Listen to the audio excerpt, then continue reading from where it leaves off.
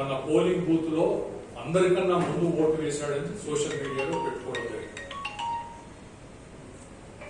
కాంగ్రెస్ లో ఉన్నటువంటి వారికి అందరికీ కూడా ఆయన చరిత్ర బాగా తెలుసు. పార్టీ ఆదరించి టికెట్ ఇచ్చినా కూడా పార్టీకి ద్రోహం చేసి పోయినటువంటి వ్యక్తి. అయితే 2018లో పోటీ చేసినప్పుడు ఆయన అఫిడవిట్ లో అమెరికాలో ఏదో పైలట్ లైసెన్స్ ఉందని, దాంతోపాటు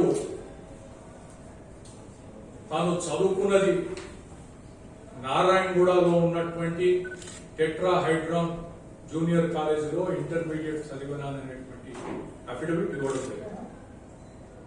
అంతకు ముందు 2009లో కూడా పోటీ చేశాడు ఈ మహానుభావుడు. అప్పుడు ఇచ్చినటువంటి అఫిడవిట్ లో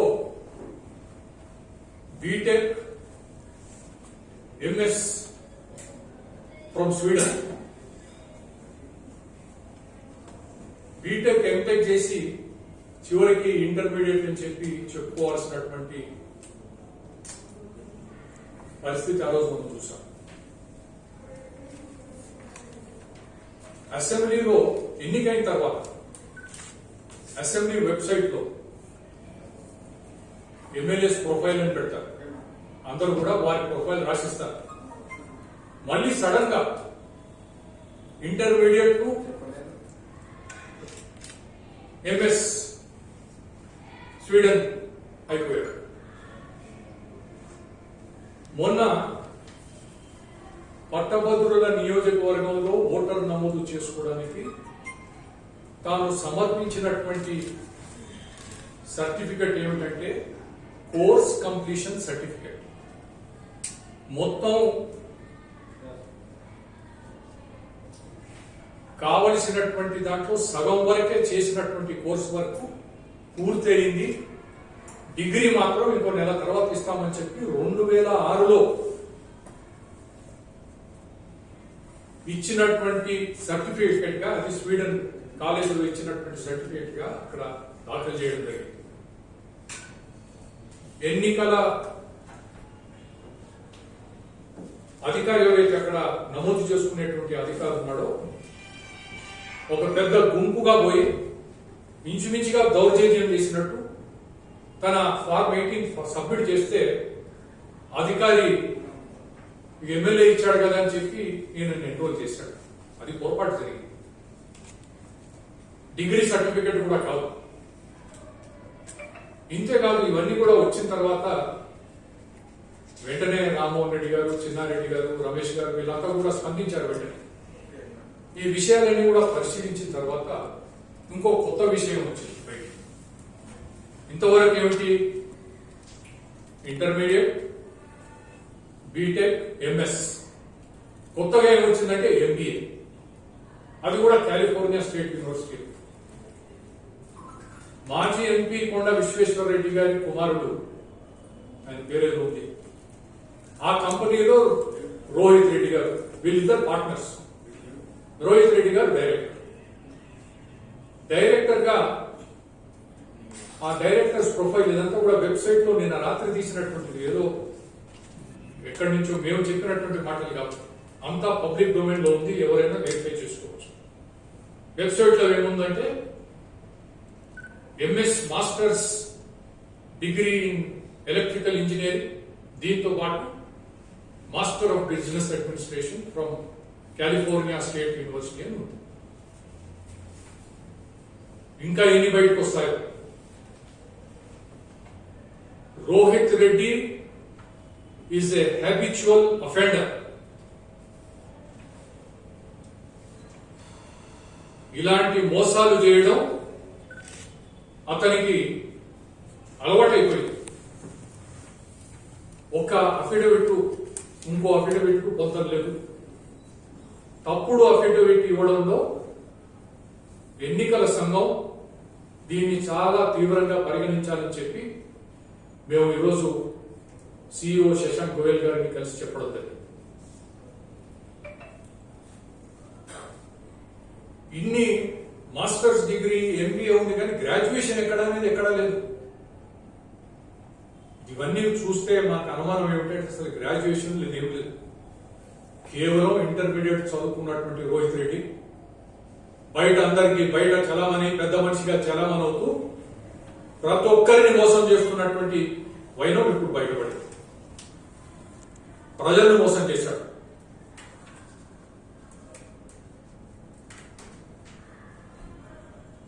ఎన్నికల ఓటర్ నమోదు కార్యక్రమంలో తప్పుడు ఇప్పుడే ఇవన్నీ చూస్తున్నప్పుడు ఇంగ్లాండ్ లో ఒక ఫ్రాడ్ యాక్ట్ ఉంది.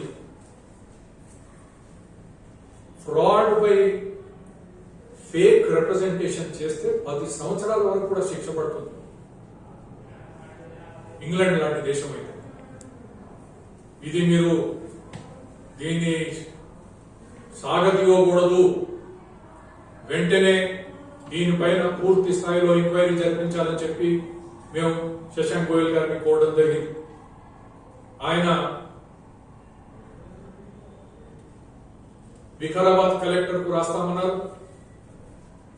కేవలం వికారాబాద్ కలెక్టర్ కు రాస్తే సరిపోదు. అంటే కలెక్టర్ అంటే డిస్ట్రిక్ట్ ఎలక్టరల్ ఆఫీసర్ గా పనిచేస్తారు కనుక ఎన్నికల సంఘం హైరార్కీలో జిల్లాల వారిగా పోతే డిఓ రాయాలి, అది సరే.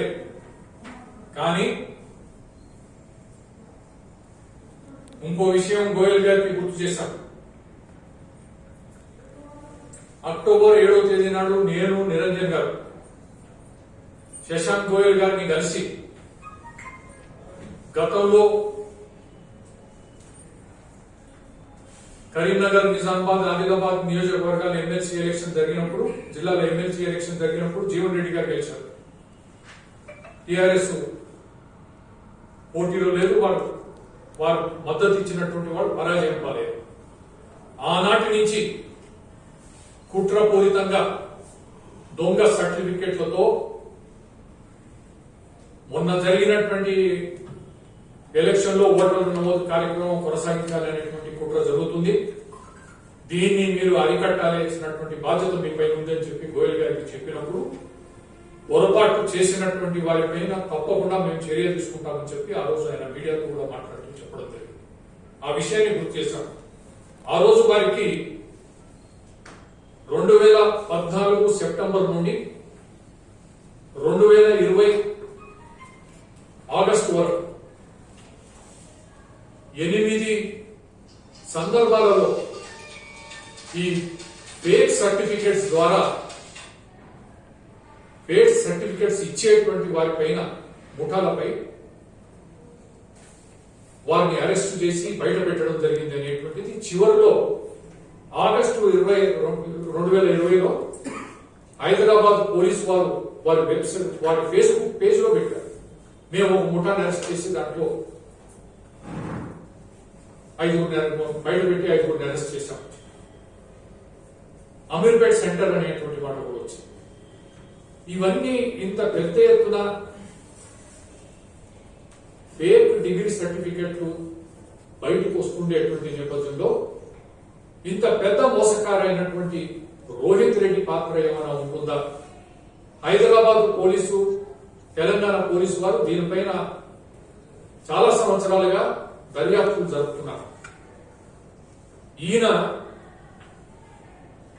రోహిత్ రెడ్డి గారు చేసినటువంటి ఘనకార్యం వల్ల అందరికీ అనుమానాలు జరుగుతున్నాయి. డీజీపీకి కూడా లేఖ రాసి ఆయన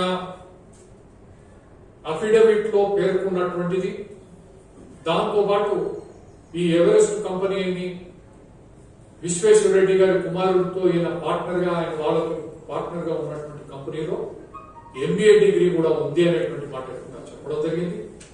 వీటన్నిటిపైన దర్యాప్తు జరిపించి ఎక్కడైనా డిగ్రీ ఉందా, ఏ రకంగా ఇవన్నీ కూడా బయటికి రావాల్సినటువంటి అవసరం ఉంది. ఈ దొంగ సర్టిఫికెట్లు తయారు చేసేటువంటి దాంట్లో కూడా ఈయనకి ఏదైనా పాత్ర ఉందా అనేటువంటి అనుమానాలు కూడా ఉన్నాయి. దాన్ని తెలుసుకోవాల్సినటువంటి అవసరం ఉందని చెప్పి వారికి చెప్పడం జరిగింది. అనుకోకుండా ఈరోజు April 1st, all fools day. Rohit Reddy గారి గురించి మాట్లాడడానికి చాలా సరైనటువంటి రోజు అని నేను భావిస్తున్నాను. అందరినీ మోసం చేస్తూ ఈ రకంగా చేస్తున్నటువంటి వ్యక్తి పార్టీకి మోసం చేసి దగా చేసి ఈయన పోవడం వలన మొత్తం 12 మంది చీలికైపోయిందని చెప్పి వాడు చెప్పుకోవడానికి ఆస్కారం కల్పించిన దానికి అతని పైన చాలా తీవ్రంగా చర్య తీసుకోవాలని చెప్పి మేము అడగడమే కాకుండా మునుముందు రాష్ట్ర గవర్నర్ ని కూడా మేము కలుస్తాం. రోహిత్ రెడ్డి ఎమ్మెల్యేగా అనర్హుడుగా ప్రకటించడానికి ఇన్ని కారణాలు ఉన్నాయి. ఒక ప్రజాప్రతినిధిగా ఉండి ఎన్నికల వ్యవస్థలో ఫ్రాడ్ చేసి మోసం చేసి తప్పుడు పత్రాలు పెట్టి ఓటర్గా నమోదు చేసుకొని మాటిమాటికి మారుస్తూ మాటిమాటికి మోసం చేస్తున్నటువంటి ఈయన అసలు ఎమ్మెల్యేగా ఉండడానికి కూడా అర్హత లేకుండా పోతుంది. మేము అంటే ఎలక్షన్ కమిషన్ ఇప్పుడు దర్యాప్తు జరపాలి. మేము కొంతకాలం తర్వాత గవర్నర్ గారిని కలిసి ఈ అనర్హత పైన కూడా మాట్లాడాలని చెప్పి మేము కోరడం జరుగుతుంది. మామూలుగా ఇంకో విషయం కూడా గోయల్ గారికి చెప్పాం. ఈరోజు ఎన్నికల సంఘం పరిస్థితి ఎంత దారుణంగా మారిందంటే ఎవరు లెక్క పెట్టకుండా పోయినటువంటి పరిస్థితి మనం చూస్తున్నాం. గతంలో ఎన్నికల సంఘం ఏదైనా చెప్తే అధికారులు తూచా చెప్పకుండా పాటించేటువంటి వారు వీరి ఆదేశాలను పాటించకపోతే వారిపైన కఠినమైనటువంటి చర్యలు తీసుకునేటువంటి పరిస్థితులు కూడా ఉండేవి. ప్రత్యేకంగా గత 6 సంవత్సరాల నుంచి అనేక సందర్భాలు కేంద్ర ఎన్నికల సంఘం కానీ ఇక్కడ ఉండేటువంటి వారిని కూడా కలిసినప్పుడు నానబెడుతూ పోతున్నారు. ప్రజాస్వామ్యాన్ని కాపాడాల్సినటువంటి బాధ్యత ఉన్నటువంటి ఎన్నికల సంఘం ఎన్నికలు సజావుగా జరిపించలేనటువంటి పరిస్థితి ఉంటే దేశంలో అరాచకానికి దారితీస్తుంది. మీ పవర్ మీరు సరిగ్గా వినియోగించుకోవాల్సినటువంటి అవసరం ఉందని ఖచ్చితంగా గోయల్ గారికి చెప్పి మీరు దీన్ని గాలిలో వదిలేకుండా మేము లేవనెత్తినటువంటి అంశాలపై అన్నిటిపైన 15 రోజుల్లోగా నివేదిక తెప్పించుకోవాలని చెప్పి మేము వారిని కోరడం జరిగింది. ఆ విధంగానే కలెక్టర్ గాని డీజీపీ గారికి కానీ అదేవిధంగా హైయర్ ఎడ్యుకేషన్ సెక్రటరీ కూడా హైయర్ ఎడ్యుకేషన్ బోర్డు కూడా కౌన్సిల్ ఫర్ హైయర్ ఎడ్యుకేషన్ కూడా వారు రాసి 15 రోజుల్లో పూర్తి వివరాలు తెప్పించుకుంటామన్నటువంటి మాట చెప్పడం జరిగింది. ప్రజాస్వామ్యంలో రాజ్యాంగం ఇచ్చినటువంటి హక్కు ఓటు హక్కు. అయితే ప్రజాస్వామ్యాన్ని పరిరక్షించాల్సినటువంటి అవసరం ఎన్నికల సంఘంపై అదేవిధంగా ప్రభుత్వాలపై ఉంది. ప్యూరిటీ ఆఫ్ ఎలక్షన్స్, బోగస్ ఓట్లు లేకుండా ఎన్నికలు నిర్వహించేటువంటి విధంగా వారి బాధ్యతగా వారు తీసుకోవాలి. గాలిలో వదిలేస్తే మాత్రం కాంగ్రెస్ పార్టీ తరఫున మేము తుదిదాకా దీన్ని తీసుకొని పోతాం. ఇంకా ఈ అంశాలను తీసుకొని మేము ఢిల్లీలో కూడా కేంద్ర ఎన్నికల సంఘాన్ని కూడా కలవడం.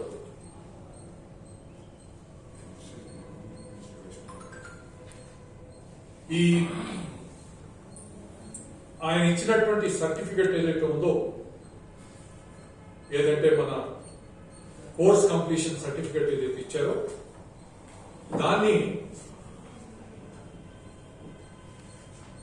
అఫీషియల్ గా ఆర్టీఐ కింద అప్లై చేయించి రమేష్ గారు, మాధవ్ రెడ్డి గారు ఇక్కడ ఉన్నారు, ఆయన అప్లై చేశారు.